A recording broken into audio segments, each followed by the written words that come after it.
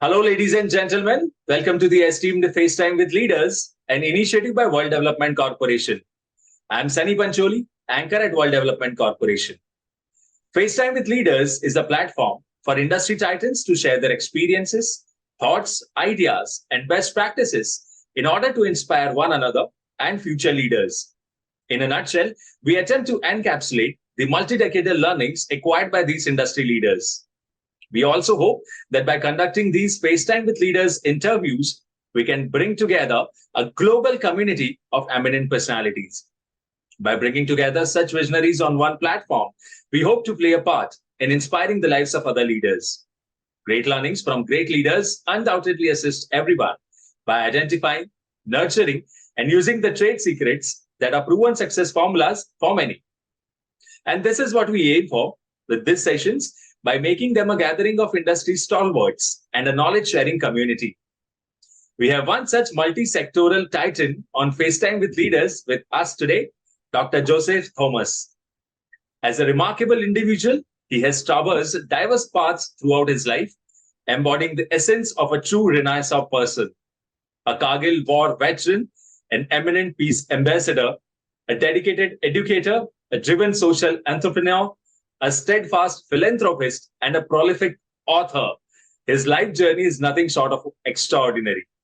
He is an exemplar of a person who has harnessed his various experiences and expertise from multiple domains, starting from his service in the army, navigating the complexities of multinational corporations, imparting knowledge as an educator, and making a profound impact through social entrepreneurship.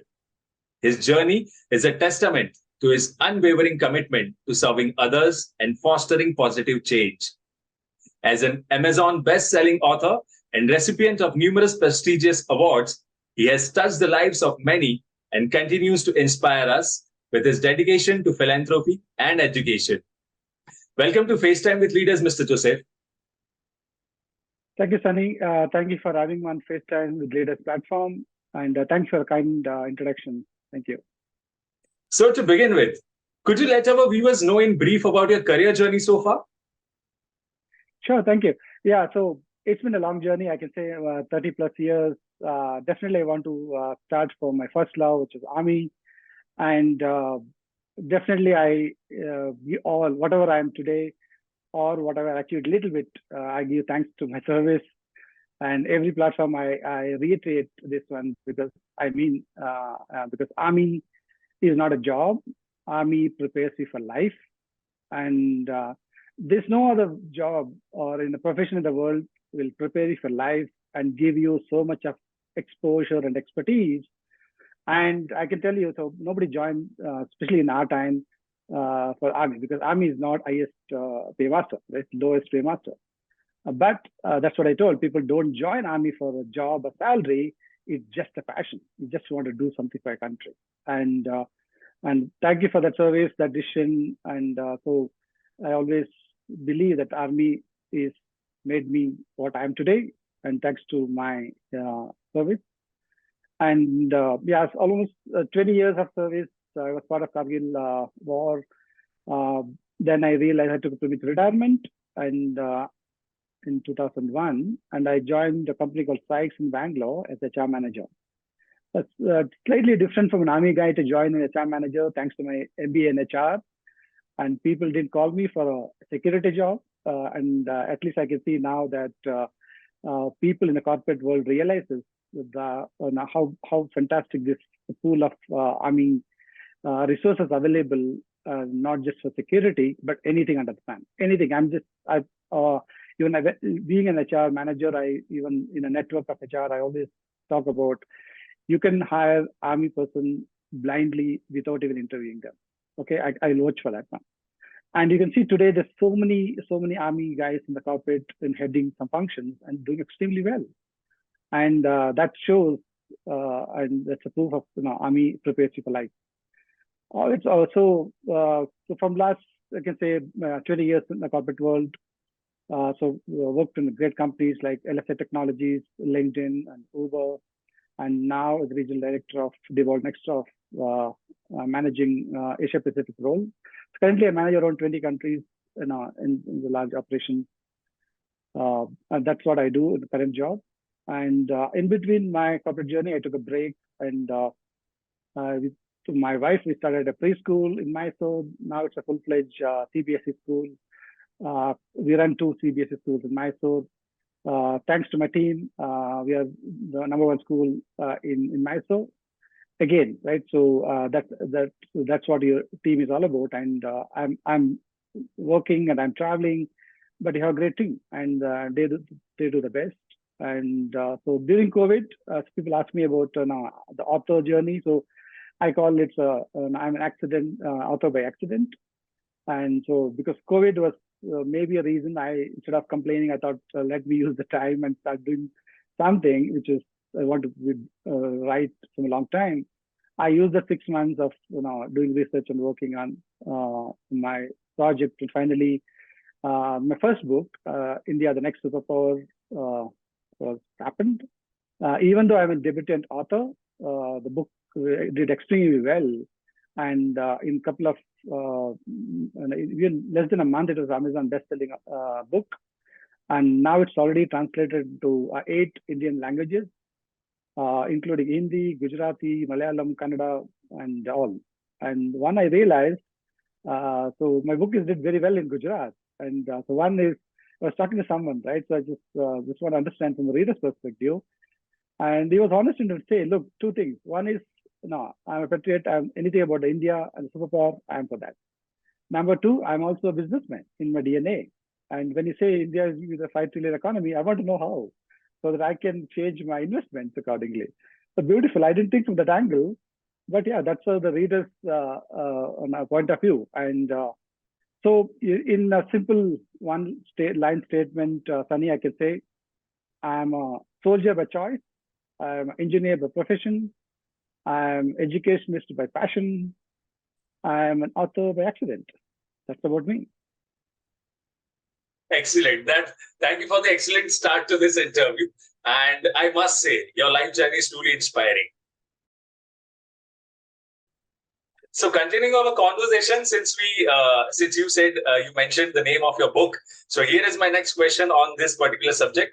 Your book, India, the Next Superpower, explores India's potential under the leadership of Prime Minister Narendra Modi. So can you share some insights from your book and your thoughts on India's future? Thank you. This is a great question. And so all of us are Indians, right? And I mentioned this. Indians are all ambitious people, right? And Indians also dreamers. And if you recall, our great president, Abdul Kalam, said, dream is not what you see during the sleep. Dream is the one which do not allow you to sleep in the night. That's what the dream. And this book is, in fact, I'm just, my audience is all about the youngsters of India, just to want to know, because this is a huge potential, and there's no other country more beautiful than India, and there's no beautiful ecosystem what we have, and the culture and traditions. And people should not think too much about our internal problems and what we're going through, but from a longer perspective, and it's a beautiful country. You should never ever think of where I'm born and what's happening, right? And number 2 is, that when India's history is also shows India is in a poor light. India is like a poor country. India is about people of snake charmers and cows on the road and all kinds of shit they show, but they never show the real world of India, where we can talk about where we are ISRO today, right? So I want to see that our youngsters realize, don't worry about snake charmers and street lights, and think about where is ISRO today, where is our IT industry today, where the almost now 1,000 startup companies only on AI, and so almost 100 companies in the unicorns. It's all happening here. It's all you and our people and our education systems. When you complain about system, so our education system and a product of that. I can say kids starting those companies and in a unicorn in a few years. That means this potential. Don't worry about what history. History was written, to just please the empire of the time, because that's how I put it. Because in 17th century, and many of us, history book didn't talk about it. So India was the richest country in 17th century. 27% of GDP of the world was India, right? And 200 years of British rule, organized loot and plunder and all this loot of almost, they say, $45 trillion worth of loot was happened from India to back to in the UK, and they invested on the war and other countries of extending their empire. It's all happened from India. And when they left India in 50s, from 27% GDP, we are back to almost 3.9% GDP, and 90% of Indian population below poverty line, 90%. And the literacy rate was just 17%. So now, so look at the journey, right? So from last 75 years, okay, now we celebrated 75 years of independence. 75 years from 17% literacy, where we are today. And from people below poverty line, look at where we are today. So in terms of pure numbers, I can tell we are the 5th largest economy in the world. And before 75th Independence Day, the same British, we overtook British, and I say UK, and we reached the 5th largest economy. And I'm telling you, in a couple of years, we'll be 3rd largest. So currently we're at 3.8 trillion, and next is only a 4.2 is Germany, 4.4 is Japan, 17 something trillion China, and 45 US. So in few years, I'm 100% sure we'll be 3rd largest economy, overtaking Germany and Japan. And people say how the magic. It's not about the magic. It's all about the numbers and what we have. What is our strength? One time people thought India's population is a curse. And today the same population, the demographic dividend is the biggest asset for India, right? And so almost India's second highest English speaking population is India, right? And our age group of the people of more than 60% of people are young, where compared to all these largest economies, the population is aged. There's no youngsters at all. Right, and look at our technology transformation.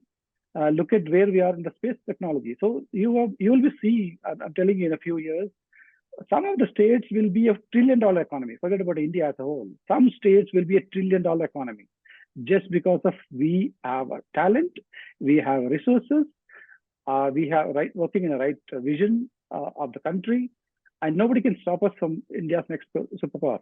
This book will give you a lot of, I think, in a nutshell, I can tell you, it talks about economy, military power, political power, cultural and technology transformation. These 5 major components put together, and how we'll make it India's next superpower. And that's what this book's all about. That sounds like incredible India.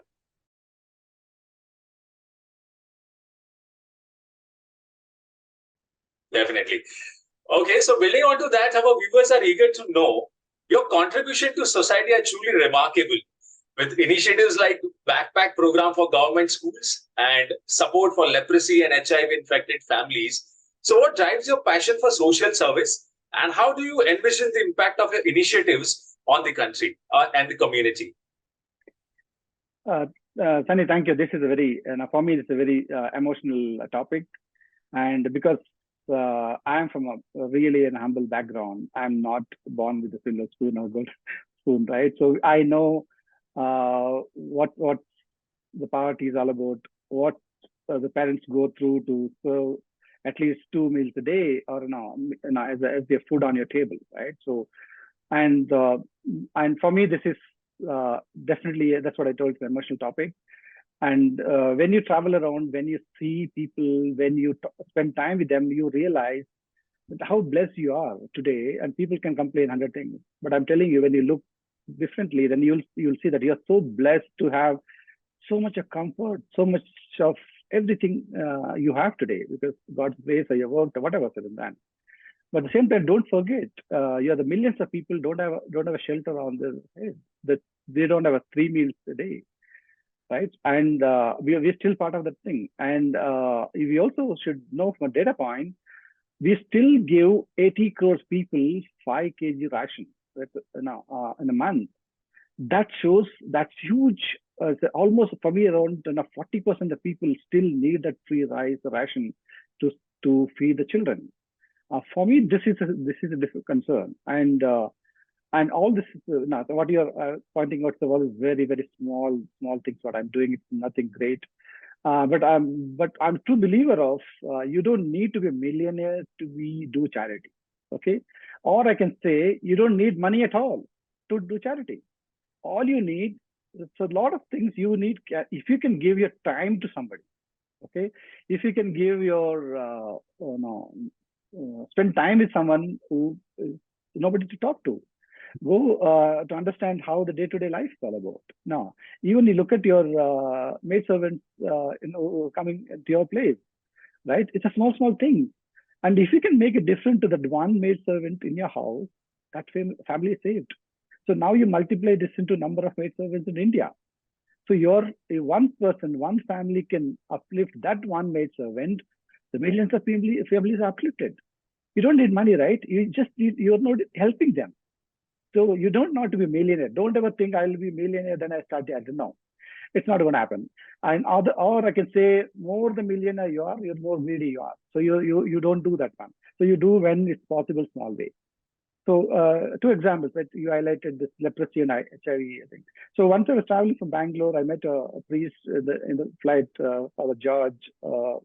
He was going to Delhi, and they are running this center called HIV and Leprosy Center Rehabilitation in Bangalore. And we are talking about what they're doing and how they are impacting. I was trying to understand. So in the conversation, I understood. I told, okay, I realized there's a lot of leprosy people used to be begging on the road. I don't see Father anymore. I told, okay, you got it right, because all the people are in our rehabilitation center now. We go get them on our own, or the police will bring them and leave it in our place. I told, then what do you do? I told, all you need is to empower them. I told, how? Because we believe in not feed fish every day, no, teach them how to fish. And I told, okay, explain. I told, okay, so I can't explain. Why don't you come sometime and see our center, what we do? And next month I went along with my wife and saw an amazing place, amazing. You see, hundreds of leprosy patients and HIV. They're all doing some paper bags. Somebody's working on leather bags. Somebody's working on some textile. This thing, even the leprosy, they don't have a finger, right? And they have a kind of a tool, and they make all this and they sell. And that literally they're getting their monthly salary doing all the job. They're not begging. They're working and earning a dignified salary as a job, and the center is taking care of them. And so, such a beautiful thing, right? And this is what I told you: don't need, all you need is to empower them.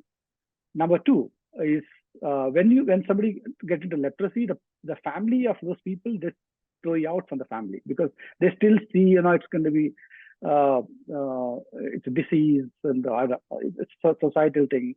So, and they'll be out from the family. And these people then afterwards, and they try to make them somebody who can marry. So they try to match, and somebody can marry somebody, each other, like, and then they are starting as a family. Then he told me there's a government scheme where they have a land for those people. They can build houses. If you can give me 25,000, I can build one house for them, because land is from the government. And I told, how can 25,000? I told, yeah, that's all you need. It's a small 600 square feet, 2-bedroom, 2-room, and 1 kitchen house. And we don't want them to be here all the time. We want them to stay in the society, in their house, and let them commute every day to the job and go back. Let them start as a family. Okay, so again, bringing that self-respect and putting the confidence back to them. And I told, okay, so in a simple one travel you do, now you spend 1 lakh rupees.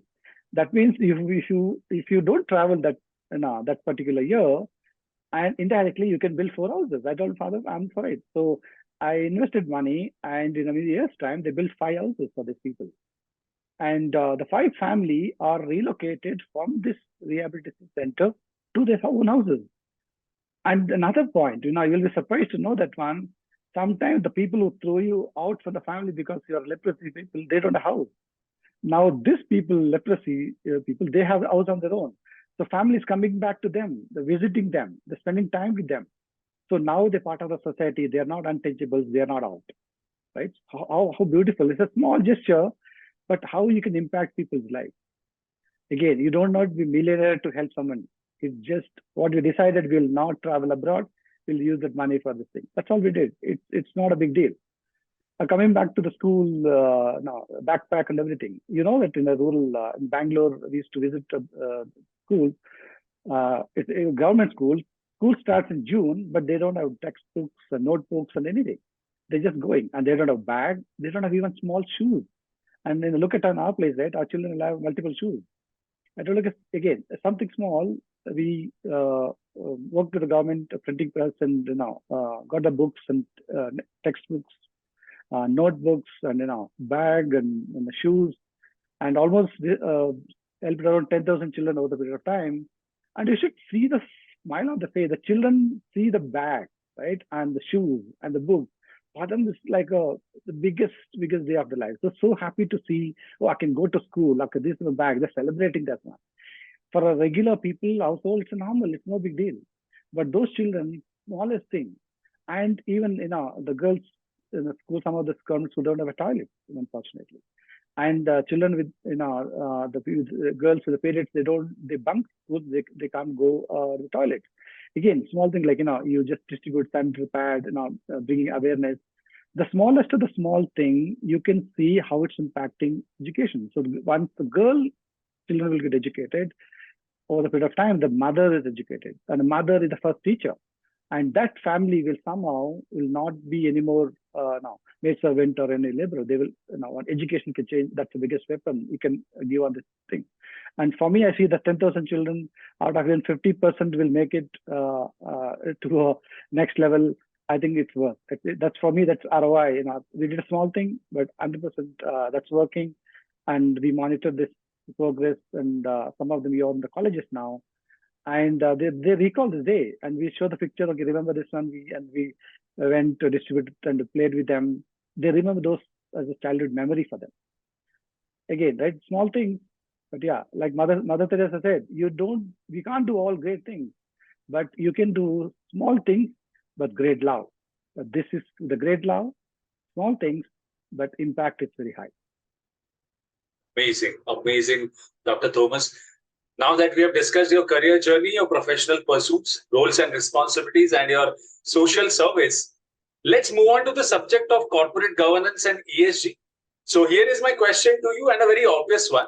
How and when did you develop an interest in ESG and corporate governance?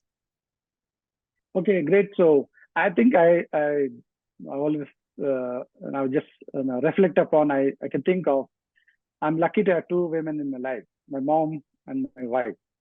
Okay, both are by default are for some reason they're very earth-friendly people, and so when you reflect, you know that one. Sometimes you don't realize when they point out something, when they say don't do this one. No, I think don't bring plastic bags. Don't bring these bottles and small things.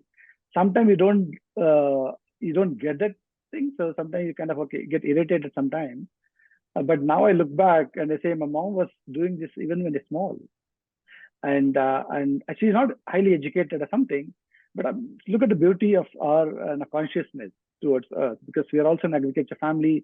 We have a farm land. We know the value of the soil. We know the kushbu of that mitti, right? So we know that one, and we really rooted and count on that one. And so these two factors for sure. And at home, I think we make every conscious effort to see what you wear, what you eat, and what you do with, for example, in your day-to-day life, or what about even at home, something small like energy efficient in the lighting, or not using banned plastic at all, and not wasting food. And I think again, so for me the mantra is always recycle, reuse, and reduce. And as long as you can reduce, if you don't need, be minimalistic, don't accumulate. And my mom used to say, when again I'm talking about 80s and a childhood thing. Every time we buy a new clothes, my mom used to force us to retire the old clothes. And even it's good, we feel like keeping, and as I think children we attached to these things. So it was very clear. If you want a new clothes, you retire, give it to somebody is poor. So we didn't realize what she was doing that time. But today I can relate to and I can connect with our way of doing. So what is old for you is new for somebody else. Don't throw. And that's again reuse. You can still this life cycle, right? And in this whole process, you are actually reducing in the overall thing. Even she was very conscious about wasting water, and we are doing using shower. This is always don't use shower. It waste a lot of water. So one bucket is more than enough. And being an army guy, I can say even when we are in desert and even with a small pot, we do everything. Forget about one bucket. You get only 20 liters for everything. You bathe, you shave, you do everything. So we never used to use the mug. We used a glass because smaller the thing. So you use the smaller the way you use it. It's a small thing, but I think sometimes you don't relate, you don't connect. But when you look back, okay, all that you're doing is part of this one. Again, in the corporate world, right? And I was very strictly talking and restricting people from printing, even in a school, printing pages and pages of for no use. And I think as long as possible, don't print. That's a very strictly. Don't stop 100%. This reusable cups, and if you want a coffee, bring your mug. So it saves millions of trees over the period of time. Every corporate does this kind of thing because it's again a small thing, but I think overall, if you see the number of companies, number of employees, and every person uses around, we did a data, almost 5 cups a day use and throw. And now you multiply in terms of number of employees and everyone, it's almost 100 trees in a month you're cutting because that's how you are getting it back. So stop it. Bring, if you are a coffee, bring your own mug. And even worse, we also started giving mugs part of induction so that they are going to use it. Again, smaller things. Don't use blinds and lights in the daytime. Use natural light as long as possible. And today I can see youngsters are very, very conscious. I can say compared to our time, today's generation is very, very conscious of this thing. I know my son is very, very conscious of every small things, and he even points out us and okay, this is wrong. You don't do this one. Thanks to his school, they are teaching all the small things, and we do the same thing in our school, our children, because that's the best place to do. You invest on them, and they're going to take care of that one. And I say I'm strongly believe in our youngsters. They're the future. So, Mr. Thomas, before we conclude our discussion on this particular subject, I would like to quickly ask you, as an ESG and corporate governance expert, what values do you bring to the table? Okay, so I think from last 20 years, managing in a senior management role in great companies like LinkedIn, Uber, and Diebold, Nixdorf, I feel I'm already part of the board. I'm already working with the senior management and the CEOs of the world. I worked with the Uber CEO on building and expanding Asia Pacific countries. And so I know the importance of corporate governance, and I know if you don't follow what happens. I know both the side of the story, right? And I feel from last 20 years, I managed almost 20 countries, and I'm worked on HR and IT infrastructure and workplace management. Managed almost 2 or 3 million square feet of space portfolios in global role, and so at least I have experience of managing 20 countries and different culture, and how each country is different from each other, and how companies as a global company, it's always great. We have a global vision. Irrespective of the country, we are very strict on enforcing this on corporate governance. That's been fantastic. Whereas a small company is always tough because we're only in India, at least now from a legal standpoint, only 1,000 companies, top 1,000 companies are part of ESG. But I'm telling you, ESG is not going to be a slogan anymore. It's going to be part of your life. It's not yesterday, it's going to be today. You have to start ESG today. It's going to be counted. It's like how CSR was started. How many people are not so happy about doing this? But just imagine how CSR helped to build a community. But end of the day, as a corporate, you have to be responsible for where you operate and people who get impacted on that one. And for that point of view, with my experience, and I'll be ready for rock and roll to this role. And I'm also an early stage investor in a couple of startups. And hopefully one of my startups is going to be unicorn next year. I'm already board of advisory on the companies on corporate governance and on policies and due diligence of mergers acquisition. I'm already working on this role in this startup company.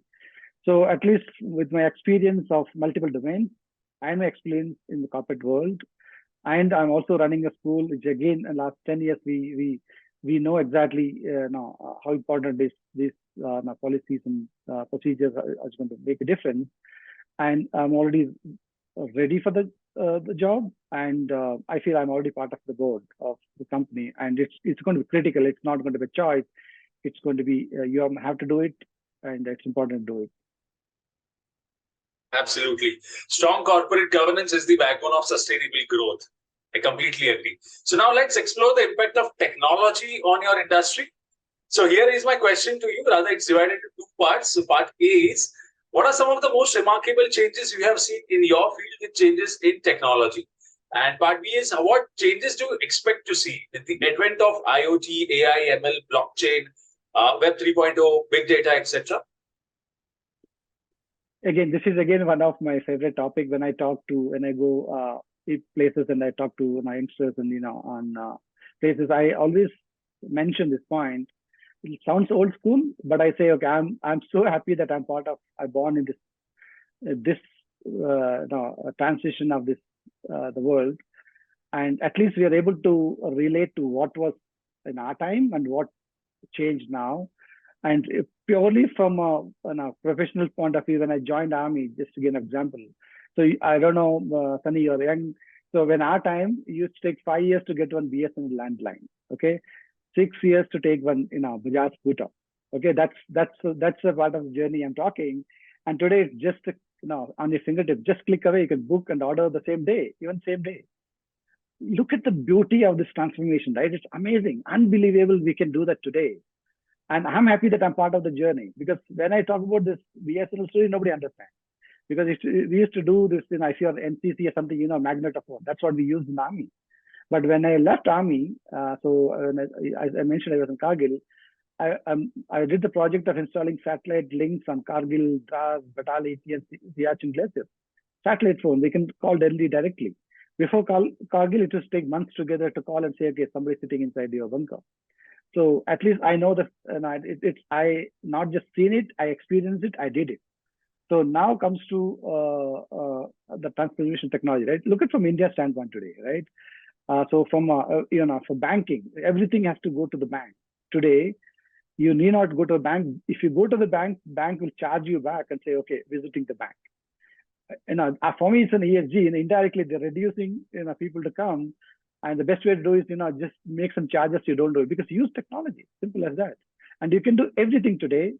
And what a great story of, you go to Sabjiwala, right? That lady, I have no idea what she's talking, but you can buy and pay at Sabjiwala today. And I'm part of the journey. So this generation understand this QR code and now this UPI payment. We know how it used to be before, right? That journey. And in terms of your question of AI, and I'm telling you, it's a favorite topic today. Everybody is recently AI conference. They did in UK about all the countries, and everyone is talking about, and people are talking about a lot of negativity around AI. Okay, for everything, right? So and when people say, okay, people are going to lose job because of AI. So let me take you back when late Prime Minister Rajiv Gandhi was the Prime Minister, introduced telecom revolution and computers. And everyone is to complain, even everybody is to complain, okay, you take out the job from people, computer agya, everything is gone, what are we going to do? And today, what we are today, because of those computer and those telecom transformation, technology transformation, that helped India to be there today. Otherwise, India will be still another thing.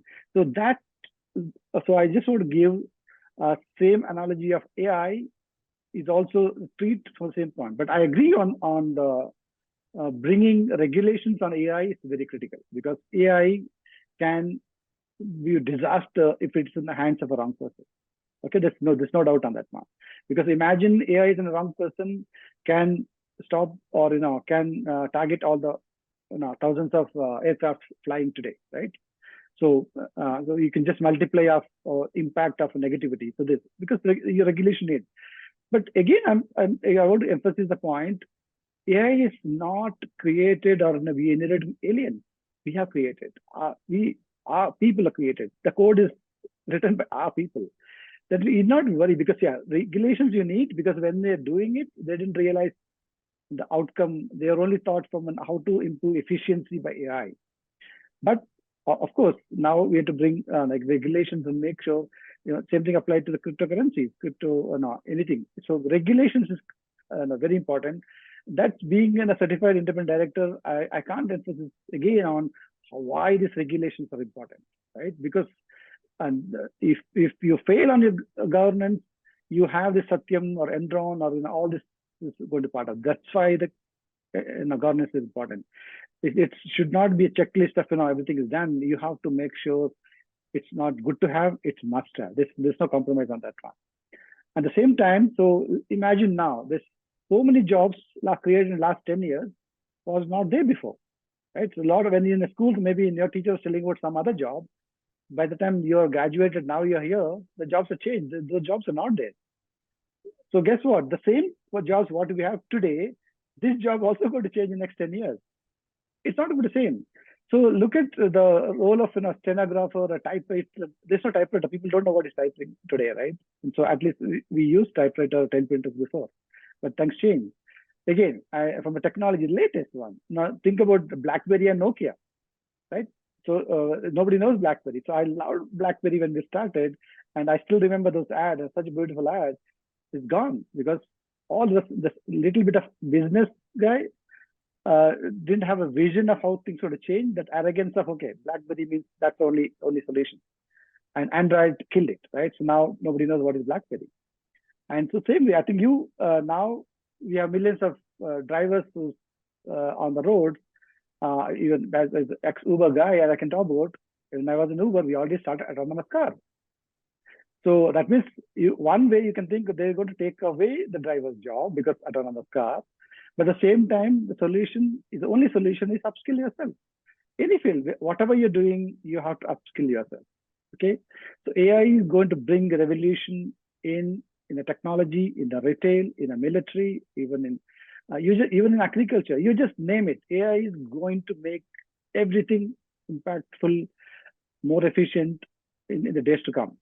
But you can sit and cry, or you can upskill yourself. If you don't, you're obsolete. I'm telling you, you can ask my teachers. I always tell them, don't come with 20 years experience. I'm doing from the last 20 years this one. No, you cannot come with that mindset of I know 20 years experience, I can teach.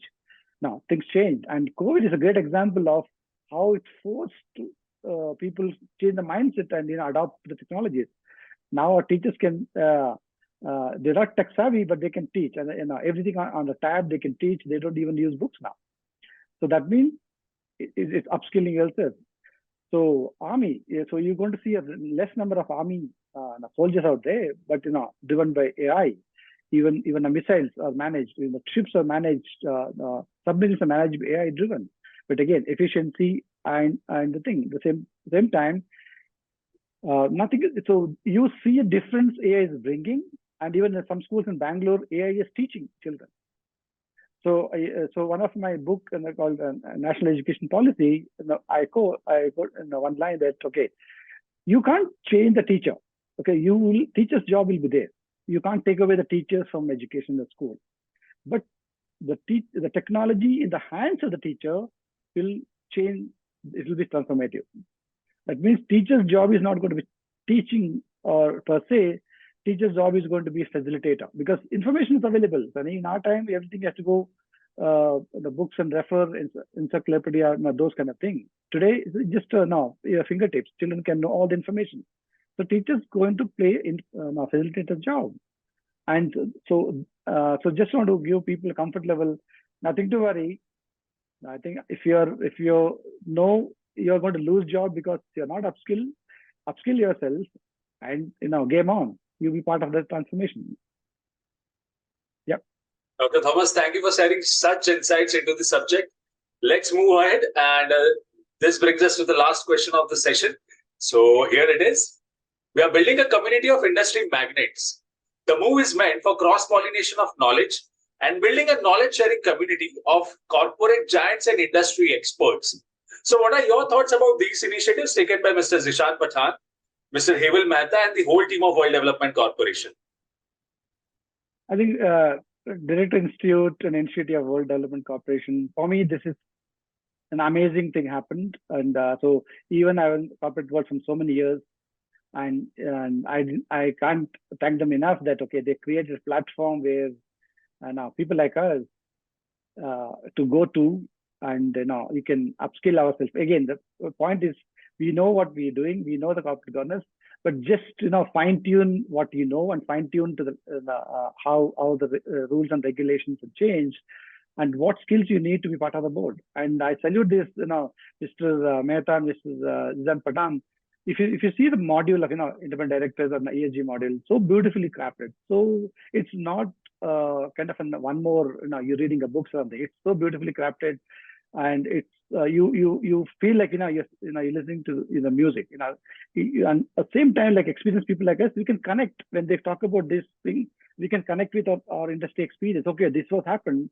I didn't know the section comes under this, but now I know this is what it is, right? At the same time, SEBI LODR, okay, we are part of this one. Even CSR initiatives and distributing books and everything, maybe you can put in the same context, but we didn't think from a CSR point of view, but we did that one. So now today I can connect with that. So the beautifully designed module, easy to understand, and in the whole process, they have a great team there to help us, to guide us, and even for today's FaceTime with Sunny. Thanks to them, so they give a platform for us to talk to you and share our knowledge. Again, I think life is all about learning, and they help us to and I'm happy to be a student again. I'm doing this one, and I'm excited. I'm just looking forward to working with them and to the future role of the board. Thanks to the team, 100%. Great job. Great. It was fantastic conversing with you, and I'm confident that your insights will inspire future leaders. Thank you, Dr. Thomas, for joining us today. Wish you the best for your future endeavors. Moreover, trust that this initiative by Directors Institute has unquestionably expanded the participants' understanding and enriched their minds. Absolutely. So I can say I'm much better empowered with all the tools I need. And thanks to Director Institute and their initiative and the way they designed the whole thing. So I'm ready to rock and roll. I feel like as a soldier, once you're a soldier, you're always a soldier. We are always talk about the tool and equipment. They have provided all the tools and equipment for us, ready for the next journey. Thank you for joining us today. Have a nice day. Thank you, Sunny. Thank you for this session, and you're a wonderful anchor. Truly appreciate your efforts and all you're doing. Thank you so much. Thank you so much.